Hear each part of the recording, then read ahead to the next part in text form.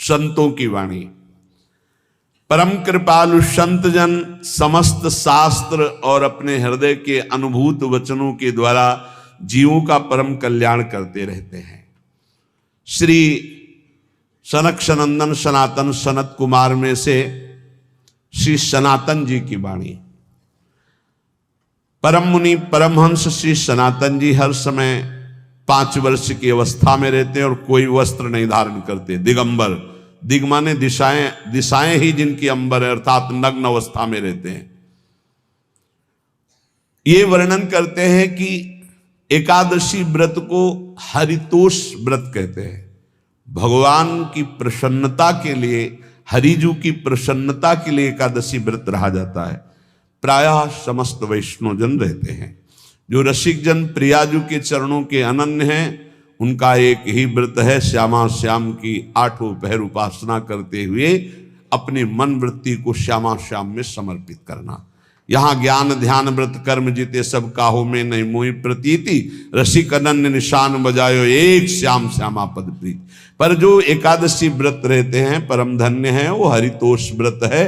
अब एकादशी व्रत का नियम क्या है और कैसे एकादशी व्रत का फल मिलता है, कई बार चर्चा हुई। बहुत सुंदर तस्मा शास्त्रम प्रमाणम ते, शास्त्र प्रमाण के अनुसार श्री सनातन मुनि बोल रहे हैं, अथ ते नियमान वच्मि व्रते ह्रस्मिन् दिनत्रये, कास्यम मानुषम मसूरान्नम चणकान को द्रवास्तथा, शाकम मधुपरान्नम च पुनर्भोजन मैथुने, दशम्याम 10 वस्तूनि वर्जयेत वैष्णवः सदा। जिसे एकादशी रहनी हो और एकादशी का फल प्राप्त करना हो, उसको ये नियम पालन करना चाहिए। अथ ते नियमान वच्मि व्रते ह्रस्मिन् दिनत्रये, उसको 3 दिन, एक तो दशमी और एक द्वादशी और फिर बीच में एकादशी, उसको 3 दिन संयम में रहना होता है, तब बीच की एकादशी का उसे फल प्राप्त होता है। जिसे एकादशी व्रत रहना हो, उसका नियम है कि दशमी के दिन कांसे के पात्र का त्याग करे। वैष्णव सिद्धांत है कि कभी जिसमें मांस बना उस रसोई का भोजन न ग्रहण करे। मसूर की दाल, चना की दाल, कोदों और कोई भी शाक, शहद, दूसरों का अन्न, दोबारा भोजन और मैथुन, ये दशमी के दिन त्याग दे। एक बार दशमी के दिन भोजन करे 24 घंटे में, क्योंकि एकादशी रहना है। कांसे का पात्र, जिस रसोई में मांस बना उसके भोजन का त्याग, मसूर की दाल, चना, कोदो, शाक, मधु अर्थात शहद और दूसरे के द्वारा दिया हुआ भोजन और दोबारा भोजन और मैथुन क्रिया, इनका दशमी के दिन कभी भी प्रयोग ना करें। इन 10 वस्तुओं से वैष्णव दूर रहे दशमी के दिन। फिर एकादशी के व्रत में, ये पीछे तो हम वर्णन कर ही चुके हैं, कहीं नहीं आया या कुटू का वो कचौड़ी पकौड़ी और सिंघाड़ा का हलवा और सावा, ये दुनिया के खीर और सब। ये एकादशी के दिन किसी भी तरह की गेम आदि क्रीड़ा ना खेले। जैसे अब आज व्रत है तो बैठे हैं अपना मोबाइल में गेम खेल रहे हैं, ऐसा कोई भी क्रीड़ा नहीं। द्वैत क्रीड़ा, किसी भी तरह का गेम, ये सब खेल नहीं। द्वित क्रीड़ाम च निद्राम च तांबूलम दंत धावनम, परापवादम पैशून्यम स्तेयम हिंसाम तथा रतिम, कोपम हृत वाक्यम च एकादश्याम विवर्जयेत। एकादशी के दिन उपासक को चाहिए कि वो किसी भी तरह की क्रीड़ा, मनोरंजन बिल्कुल नहीं।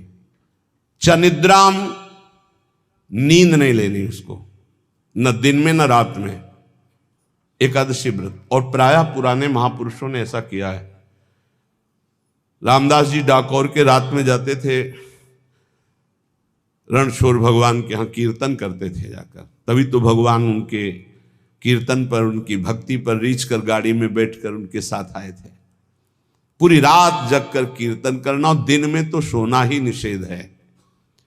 द्वित क्रीड़ाम च निद्राम च तांबूलम, पान खाना निषेध है एकादशी को, बिल्कुल नहीं, जो व्रत रह रहे हैं। और दंत धावनम, वृक्ष से तोड़कर जो दतून की जाती एकादशी के दिन नहीं। परापवादम, दूसरे की निंदा करना, चर्चा करना नहीं, अर्थात अधिकतर मौन व्रत धारण करे एकादशी के दिन। पैशून्यम, चुगली करना। स्तेयम, कोई चोरी करना। हिंसाम, वाणी से, शरीर से, मन से किसी को दुख पहुंचाना। रतिम, अर्थात भोग करना, मैथुन करना। कोपम, किसी के ऊपर गुस्सा करना। अनत वाक्यम, झूठ बोलना। एकादश्याम विवर्जयेत, एकादशी के दिन ये नहीं करना चाहिए। एकादशी को एक बार कुछ फलाहार शुद्ध, अगर आपके पास कोई व्यवस्था नहीं तो थोड़ा दूध है, जल है, ऐसे आप लेकर, या थोड़ा सा फल ले लिया, थोड़ा सा फल लेकर के प्राण पोषण, एक दिन में मर नहीं जाओगे। कितने तो निर्जला एकादशी रहते हैं, हर एकादशी निर्जला। पूज्य श्री मथुरा दास जी निर्जला ही रहते थे हर एकादशी। चलो भैया, आपकी सामर्थ्य नहीं तो जल 2-4 बार ले लो, एक बार थोड़ा सा दूध और फल ले लो, चल जाएगा काम, प्राणों का पोषण हो जाएगा। ये आचरण न करे और एक बार कुछ आहार ले ले, वो भी शुद्ध भगवद अर्पित प्रसाद। फिर द्वादशी को काश्यम मांसम सुराम छौद्रम तैलम वितथ भाषणम व्यायामम च प्रवासम च पुनर्भोजन मैथुने अस्पृश्य स्पर्श मासूरे द्वादश्याम द्वादश त्यजेत। काश के पात्र में द्वादशी को भी भोजन न पावे, जिस रसोई में मांस बनाओ उसमें आहार न ले, किसी भी तरह का नशा द्वादशी को न करे, शहद न पाए, तेल के बने पदार्थ न पाए, मिथ्या भाषण न करे, और बहुत शरीर का व्यायाम न करे, बहुत थकावट वाले कार्य न करे, दोबारा भोजन न करे, एक बार द्वादशी को भी भोजन पवित्र। मैथुन न करे, जिसका स्पर्श नहीं किया जाता ऐसे पदार्थों का स्पर्श न करे, और मसूर की दाल न खाए। द्वादशी को जो इन नियमों का पालन करता है, दशमी द्वादशी ऐसे और एकादशी ऐसे, तब उसे एकादशी व्रत का फल प्राप्त होता है। जो इस पद्धति से एकादशी, ये जो मनमानी है सब नहीं, हर पदार्थ मिल जाएगा आपको फलाहार में, हर पदार्थ। हमको बताया गया कि आपको जो चाहो वो सब पदार्थ फलाहार का। अरे भाई, हरितोष व्रत है तो हरि प्रसन्नता के लिए एक दिन भूखे रहने बहुत आनंद आता है। पहले भगवत कृपा से ऐसी गंगा जल पी करके कुछ दिन, फिर कभी कभी निर्जला एकादशी का भी आनंद। बड़े संन्यास मार्ग में थे तो बड़े संयम से सब शास्त्रीय पद्धतियों का निर्वाह होता था। उपासक को चाहिए कि इन नियमों से व्रत का अनुष्ठान करे, मनमानी आचरण न करे। सबसे प्रार्थना जो एकादशी रहते हो, हरितोष व्रत इसे कहते हैं, भगवान की प्रसन्नता के लिए रहा जाता है, रहना चाहिए। जो अपनी आचार्य परंपरा में हैं, जैसे जिनका सिद्धांत है, पर रहने का सिद्धांत ये श्री सनत कुमार जी वर्णन, श्री सनक जी महाराज, ये सनत कुमार जी वर्णन की। सनक जी महाराज कह रहे हैं, यदि भगवान का आश्रय नहीं, सत्संग नहीं है, तो इन चार में से एक हो तो नाश कर देता, फिर चारों हो तो सर्वनाश हो जाता है। यौवनम धन संपत्ति प्रभुत्व विवेकता एकैपमप्यनर्थाय किमु यत्र चतुष्टयम। यदि सत्संग नहीं है, यदि भगवद आश्रय नहीं है और खूब धन हो, जवान अवस्था हो और बढ़िया पद मिला हो, प्रभुत्व चलता हो और अज्ञान हो, फिर क्या कह रहा है? बोले ये चारों जहां मौजूद होते हैं वहां सर्वनाश का खेल शुरू हो जाता है। अगर इनमें से एक हो तो सर्वनाश करने में पर्याप्त है, और अगर चारों हो तो फिर क्या कहना है? यौवनम, जवान हो, धन संपत्ति, खूब रुपया पैसा हो, प्रभुत्व, कोई पद हो, कोई अधिकार हो बड़ा, फिर अविवेकता और अज्ञानी हो, तो बोले एक नाश कर देगा, फिर चारों तो नाश ही कर देंगे। और अगर सत्संगी है तो ये चारों महान कार्य कर देंगे। क्या यौवनम, जवान है, खूब दूसरों की सेवा, मेहनत पूर्वक धन संपत्ति कमाकर माता पिता की सेवा, परिवार की सेवा।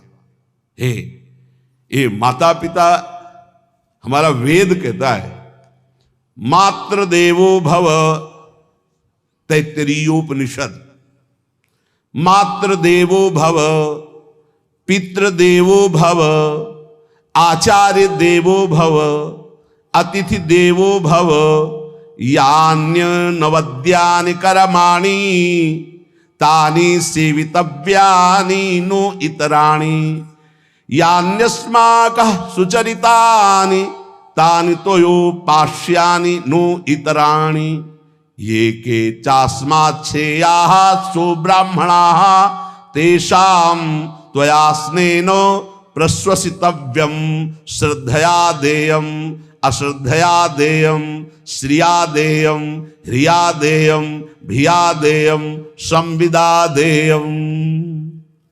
वेद कहता है मातृदेवो भव, माता साक्षात हमारी भगवान है। देव हरि को कहते हैं, केशव देव जैसे कहा, हरि को कहते हैं गोविंद देव। मातृ देव, माता भगवान है।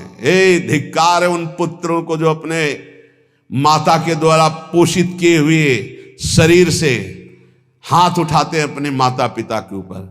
नरक में तुम्हारी जो दुर्दशा होगी भोगोगे। एक हमको दिखाया गया दृश्य कि अपनी माता की कोख में लात मारता है, थप्पड़ मारता है, पिता बैठा है उसको लात मारता है, थप्पड़ मारता है, बाल घसीट कर गेट तक माता को ले जाता है।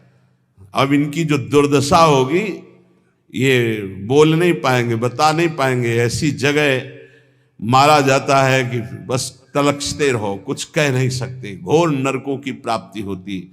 वेद कहता, तैत्तरीयोपनिषद, मातृ देवो भव। ध्यान से सुन लो, सत्संग है, ये माता साक्षात भगवान है।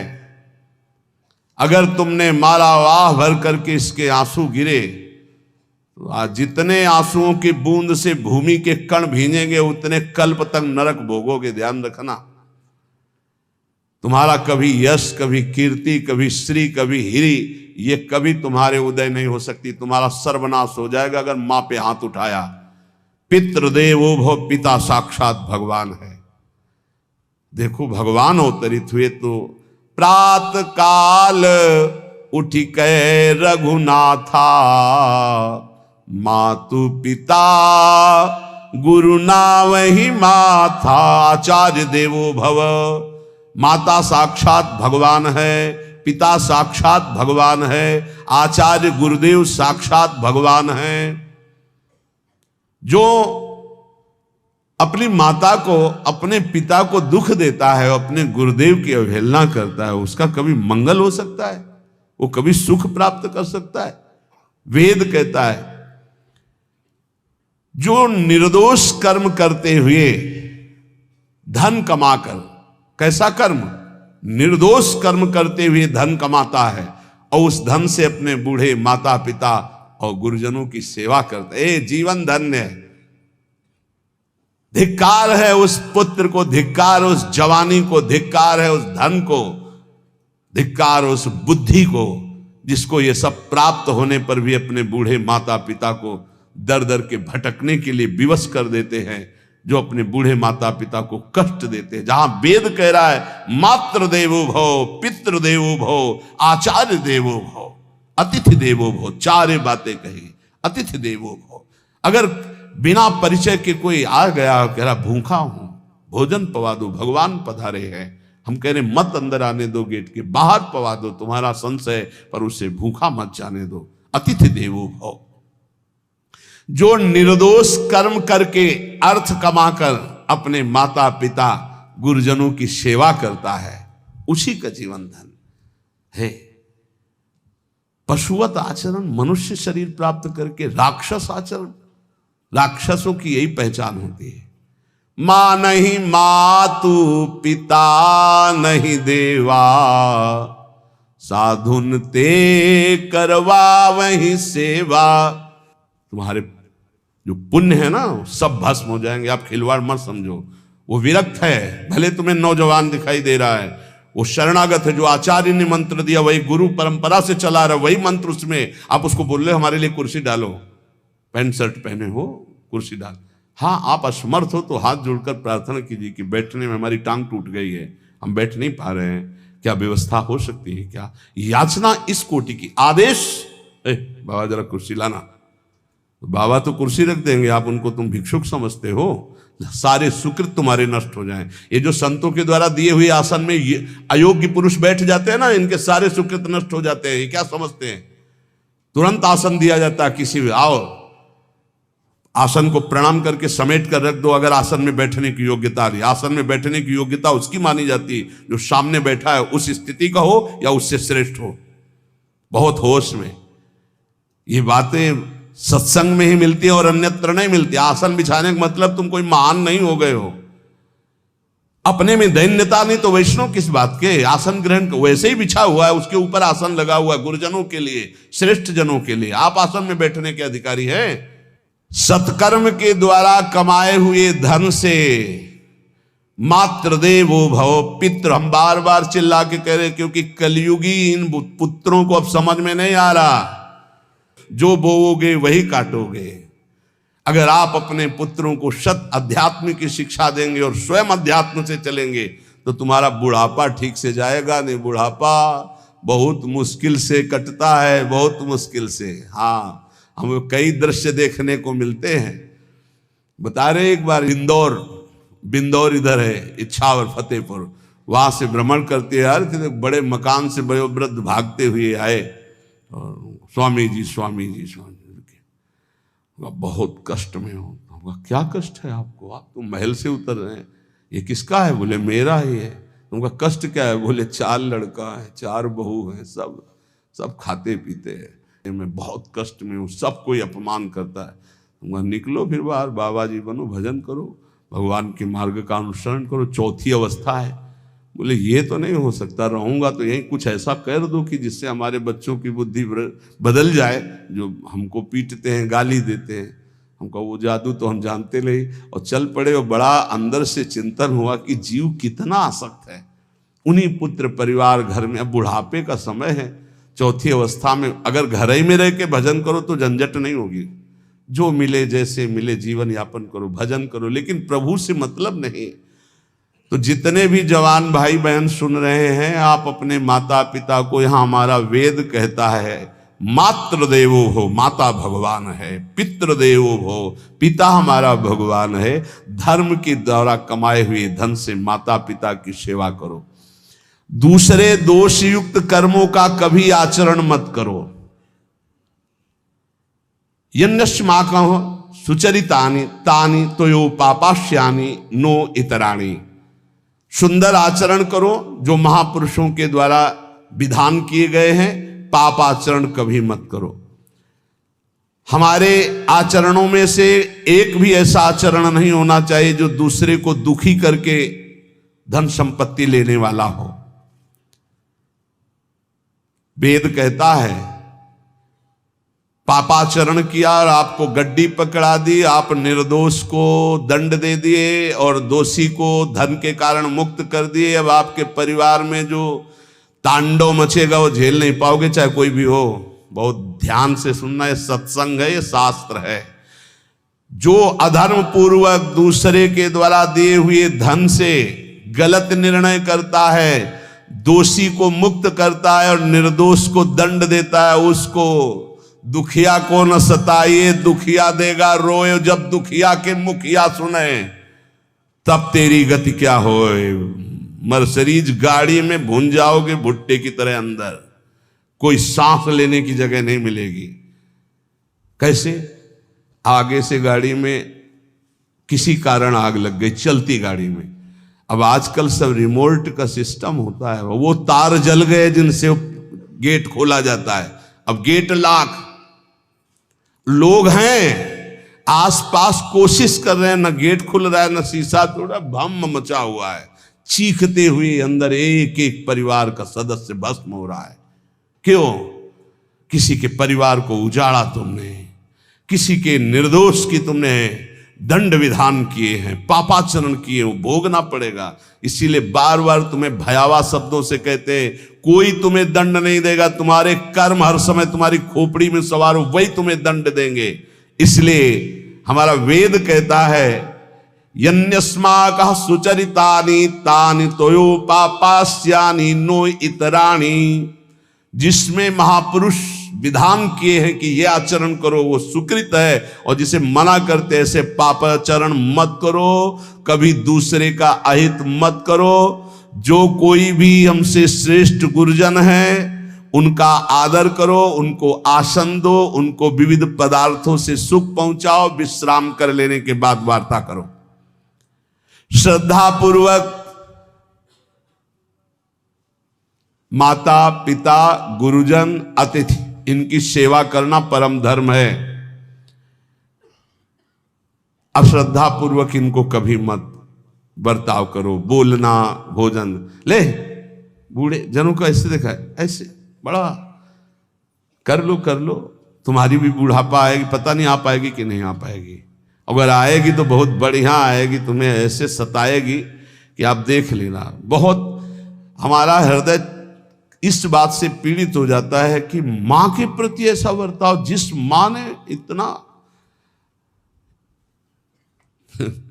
पिता की क्षमता से हजारों गुना बढ़कर माता का प्यार होता है। ऐसे माता को, ऐसे पिता को हमें तो लगता है रोज चरण धो के पीना चाहिए। भगवान साक्षात इनमें विराजमान है। भगवान सच्ची कहता हूं, जो अपने माता पिता को त्रास देते हैं भगवान भी रक्षा नहीं करेंगे। कोई दान पुण्य तुम्हारा काम नहीं आएगा, क्योंकि ऐसे महामहिम पूज्य माता पिता के प्रति आप ऐसा देखो। प्रार्थना करते, चाहे गाली बकने वाले, गुस्सा करने वाले माता पिता हों, यदि वो चल नहीं पाते, वयोवृद्ध है, तो भगवान की तरह पूजा करो, उनके व्यवहार को मत देखो, तुम्हारा काम बन जाएगा, उनका आशीर्वाद आपको मिल जाएगा। आर्थिक स्थिति के अनुसार अतिथि की सेवा करो, गुरुजनों की सेवा करो, भय से भी युक्त होकर सेवा करो। अधिकार है माता पिता का, गुरुजनों का। यदि आप सेवा नहीं करोगे तो अपराध लगेगा। इतना बड़ा शरीर पैदा किया है, लेबरी करो, रिक्शा चलाओ, उससे जो मिले अपने माता पिता की सेवा करो। तो यहां कह रहे कि ये चार अगर आपके पास हैं, इनका सदुपयोग नहीं हो। यौवनम धन संपत्ति प्रभुत्वम अविवेकता एकैपमप्यनर्थायम किमु यत्र चतुष्टयम। यदि धन है, जवानी है, आपका प्रभुत्व चलता है, बड़े पद में हो और अज्ञानी हो, एक तो सर्वनाश कर देता है, फिर चारों हो तो सर्वनाश पक्का। और यदि कहीं भगवान का आश्रय मिल जाए, संत जनों, तो ये परम मंगलदायक है। अविवेक विवेक में बदल जाता है। जो धन है, इसकी तीन गतियां बताई गई हैं। दान भोग विनाशश्च रायः स्युर्गतस्त्रिधा।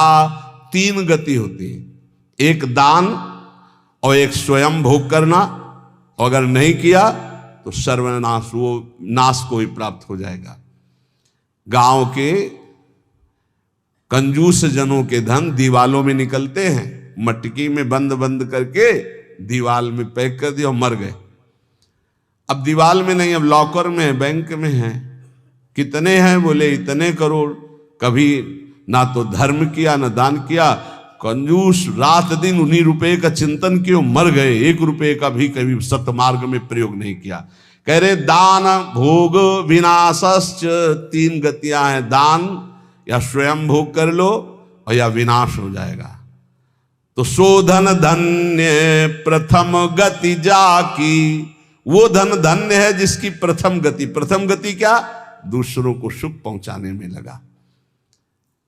अस्पताल में दे दिया, गरीब लोगों के औषधियों के या भूखी गौओं के उदर पोषण में, या संत महात्माओं के निवास या वस्त्र या भोजन, ये सब उत्तम गतियां हैं। अगर ये नहीं किया तो चलो घर में ठाकुर जी विराजमान करो, स्वयं बढ़िया भोग लगाओ, पाओ, परिवार को सुखी रखो, इतने कर लो। वैसे सो धन धन्य प्रथम गति जाकी, प्रथम तो है दान, फिर दूसरा स्वयं चलो उपयोग कर लो धर्म पूर्वक अपने परिवार का। लेकिन अगर ऐसा नहीं किया तो तीसरी गति है नाश, वो तुम्हारे किसी काम में धन आने वाला नहीं है। जो न दान करता है ना भोगता है, उसका नाश हो जाता है। अरे भाई, वृक्ष से ही शिक्षा लो, दूसरों के लिए ही होता है, तो तुम मनुष्य बनकर क्या दूसरों का परोपकार नहीं कर सकते? यदि तुम जवान हो, तुम्हारे पास धन है, प्रभुत्व है, विवेक है, तो तुम पूरे राष्ट्र की सेवा की भावना जागृत करो। समाज में ही भगवान विराजमान है। ये मानवा हरि कथा श्रवणास्त दोषा, कृष्णांगी पद्म भजने रत चेतनाश्च, ते वै पुनन्ति च जगन्ति शरीर संगात, संभाषणादपि ततो हरिरेव पूज्यः। एक तो ये बताया, दूसरा बताया कि ये महाधन्याति धन्य होते हैं। एक तो होते जवान हैं, रुपया पैसा खूब कमा रहे हैं, बड़ा प्रभुत्व है, अविवेक है तो नाश कर देगा, और विवेक है तो इन्हीं का सदुपयोग हो जाएगा। एक है जो सबसे हटकर है, ये मानवा हरिकथा श्रवणास्त अधोषाः, जो रात दिन नाम जप करते हैं, भगवान की चर्चा करते हैं और सुनते हैं, और अधोषाः, वो सारे दोषों को अपने मिटा चुके हैं। कृष्णांगी पद्म भजने रत चेतनाश्च, निरंतर अपने चित्त को प्रभु के भजन में डुबोए हुए हैं, प्रभु के चरणों के ध्यान में अनुरक्त किए हुए, उनका क्या प्रभाव होता है? बोले तैवै पुनन्ति च जगतन्ति शरीर संगात। ऐसे महात्माओं का यदि शरीर है प्रगट में, तो उस शरीर से स्पर्श करके वायु जिस जिस को छूती है वो पाप रहित हो रहा है। जो उनके दर्शन करते हैं वो पाप, संत दरस जिमि पातक तरई, संतों के दर्शन मात्र से पाप नष्ट होते हैं, उनके शरीर के स्पर्श से पाप नष्ट होते हैं। संभाषणादपि ततो हरिरेव पूज्यः, यदि उनसे संभाषण करने को मिल जाए तो बोले वो इतना पवित्र हो जाता है कि भगवान उनमें वास करने लगते हैं। हरिदेव, हरि उसमें विराजमान है, हरि ही हैं, ऐसा वो पूज्य हो जाता है। यदि जो नाम जप कर रहे हैं, जिनका चित्त भगवान के चिंतन में है, जो कथा भगवान की चर्चा कर रहे हैं, जो भगवान की चर्चा सुन रहे हैं, अदोषाः, जो समस्त दोषों पर विजय प्राप्त कर चुके हैं, ऐसे मानवाः पुनन्ति च जगतन्ति, वो पूरे जगत को पावन करने की सामर्थ्य रखते। सातरते सातरते सा लोकांतारयति मम भक्ति युक्तो भोनम पुनातु, वो लोक के लोक पावन कर देते। कैसे? उनके शरीर से स्पर्श की हुई वायु दूसरों के पापों का नष्ट, उनका दर्शन दूसरों के पापों का नाश, उनका संभाषण दूसरों के पापों का नाश। यदि संत संग मिल गया तो निश्चित हरिदेव ही, वो भगवान से ही मिल रहा है, क्योंकि वहां भगवान जागृत है सबके हृदय में, पर भगवान शयन कर रहे हैं, माया का पर्दा लगाए। संत के हृदय में भगवान पर्दा रहित होकर जागृत हो चुके हैं, तो उनके दर्शन से, संभाषण से, स्पर्श से निश्चित परम कल्याण इस जगत का होता है। कौन भगवान? भगवान किसे कहते हैं? तो बोले सनंदन मुनि बोल रहे हैं। सनातन जी की सुना एकादशी व्रत पर बोले, और अभी तक सनक जी बोल रहे। अब सनंदन जी कह रहे, ऐश्वर्य समग्रस्य धर्मस्य यशसः श्रियः, ज्ञान वैराग्ययोश्चैव शरणां भग इति ऋणा। संपूर्ण ऐश्वर्य, संपूर्ण धर्म, संपूर्ण यश, संपूर्ण श्री, संपूर्ण ज्ञान, संपूर्ण वैराग्य, ये 6 जहां विराजमान हैं भग, उन्हें भगवान कहते हैं। ये पूर्ण रूप से भगवान में ही विराजमान है, और जिसमें ये सामर्थ्य है उसे भगवान कहते हैं। उत्पत्ति प्रलयम चैव भूतानामा गतिम गतिम वेत्ति विद्याम विद्याम च सवाच्यो भगवानिति। जो सबकी स्वयं अपने संकल्प से उत्पत्ति करता है, उत्पत्ति करने वाले ब्रह्मा जी की भी जो उत्पत्ति का कारण है, जो अपने ही बल से सबका विनाश कर देता है प्रलय, और जो सबका पालन करता है उसे भगवान कहते हैं। जो आवागमन तथा विद्या अविद्या इसका स्वामी है उसे भगवान कहते हैं।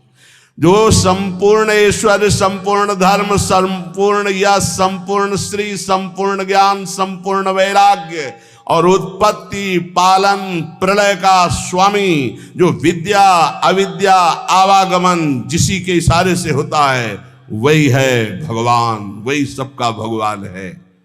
इसलिए जो उपासक भगवान की आराधना करता है वो ये देखे, सा एवाधस्तात् वेद, सा उपरिष्टात्, सा पश्चात्, सा पुरस्तात्, सा दक्षिणतः, सा उत्तरतः, सा एवेदः सर्वमित्यथातो अहंकार देश एवाहमेवाधस्तादः मुपरिष्टादहं पश्चादहं पुरस्तादहं दक्षिणोतोः मुत्तरोतोः मे वेदः सर्वमिति। वो जो भगवान है कहा है, बोले सा एवाधस्तात्, सा उपरिष्टात्, वो नीचे है, वो ऊपर है, वो पीछे है, वो आगे है, वो दाहिने भी है, वो बाएं भी है, और वही ये सब कुछ है जो देख रहे हो, केवल भगवान ही भगवान है। बोले जो ऐसा देखता है उसका अहंकार भगवान में लीन हो जाता है। अब वो देखता है मैं ही नीचे हूं, मैं ही ऊपर हूं, मैं ही पीछे हूं, मैं ही आगे हूं, मैं ही दाहिने हूं, मैं ही बाएं हूं, मैं ही ये सब कुछ हूं, मैं ही मैं, अहम ब्रह्मास्मि।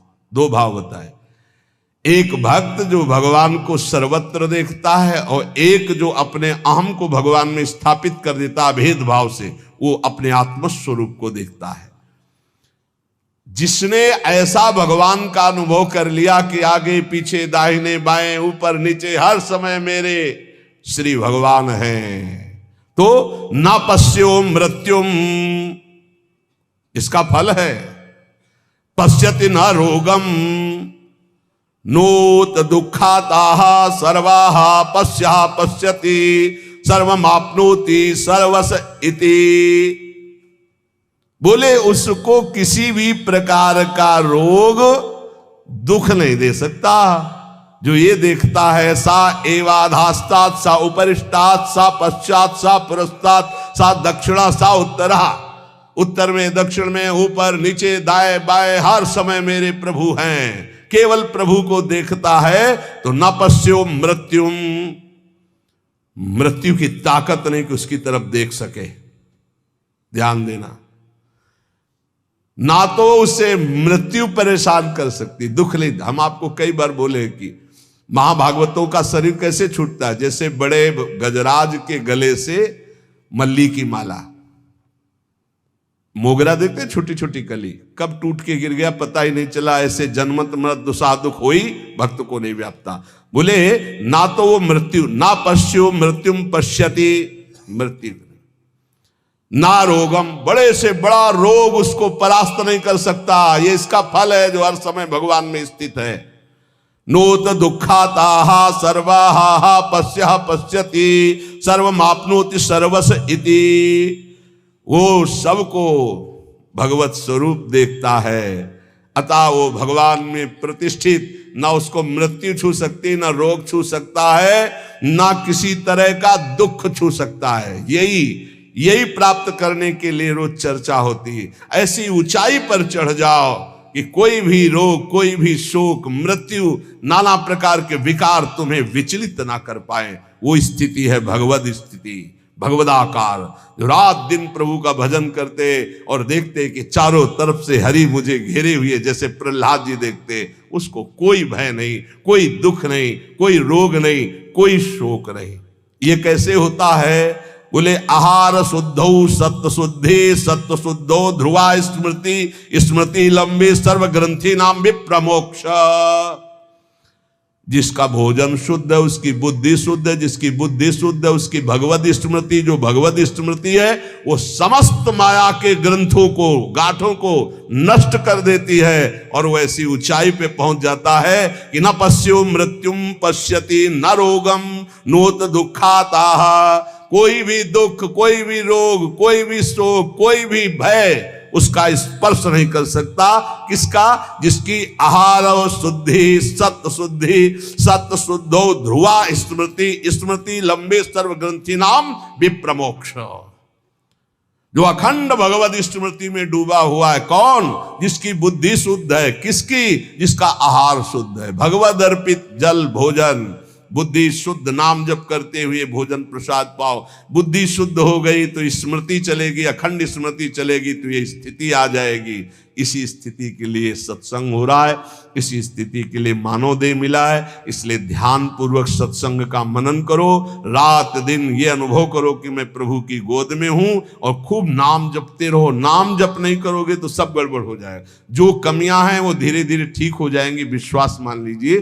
काम क्रोध आदि की कमियां तब तक रहती हैं जब तक देह भाव रहता है। जिस दिन करुणा में प्रभु की कृपा से शुद्ध ज्ञान का उदय हुआ, ये देह भाव ऐसे हट जाएगा जैसे सूर्य उदय होते ही कोहरा नष्ट हो जाता है। हम चाहें तो दीपक से कोहरा नष्ट कभी जीवन में नहीं कर सकते, पर सूर्य भगवान के उदय होते ही कोहरा नष्ट हो जाता है। ऐसे भगवत प्रदत्त, गुरु प्रदत्त ज्ञान उदय होते ही ये सब माया का कोहरा नष्ट हो जाता है।